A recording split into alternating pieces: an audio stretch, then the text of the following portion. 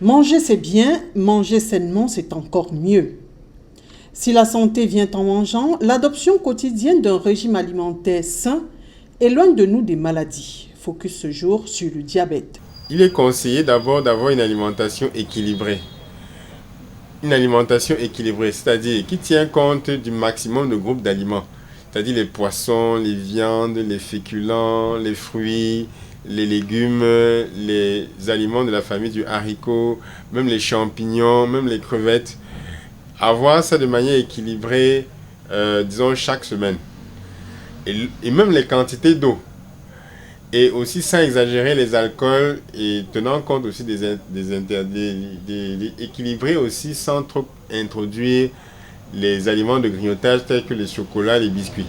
On le sait, prévenir vaut mieux que guérir. Si la maladie est déjà installée, il existe des aliments pour réduire le taux de sucre dans le sang. Notamment les aliments à feuilles vertes ou bien les jus à base de ces aliments à feuilles vertes.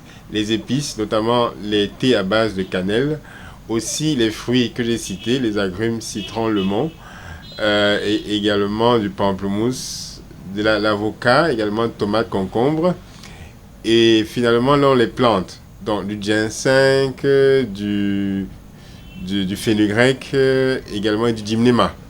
Donc l'alimentation doit être consacrée sur ces 4 groupes-là, jusqu'à ce que le taux de sucre soit stabilisé.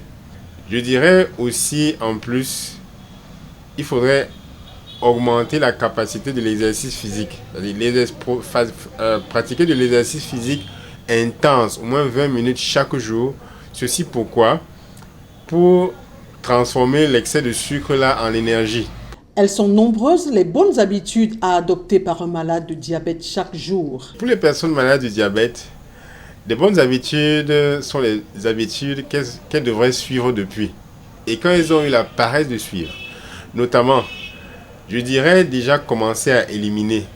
Bon, certains vont réduire, mais moi je veux dire être radical, c'est-à-dire éliminer certaines habitudes alimentaires. Notamment, éliminer les sucreries. Éliminer les sucreries, c'est-à-dire les gâteaux, éliminer les chocolats, les biscuits commerciaux, éliminer la consommation des bouillies aussi, parce que les bouillies, ça demande de boire des bouillies avec beaucoup de sucre. Éliminer la consommation de tapioca. Pourquoi? Parce que ça demande de prendre aussi beaucoup de sucre avec le tapioca.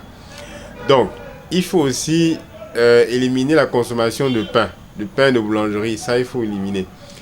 Il faut éliminer la consommation d'alcool, éliminer la consommation de tabac, éliminer la consommation de poissons et de viande fumée. Oui, le poisson et la viande fumée, ça a été prouvé que ça concourt aussi à détruire les cellules bêta du pancréas qui produisent l'insuline. Donc, il faut aussi éliminer la consommation du lait de vache, parce que les études l'ont montré que ça concourt aussi à produire du diabète de type 1.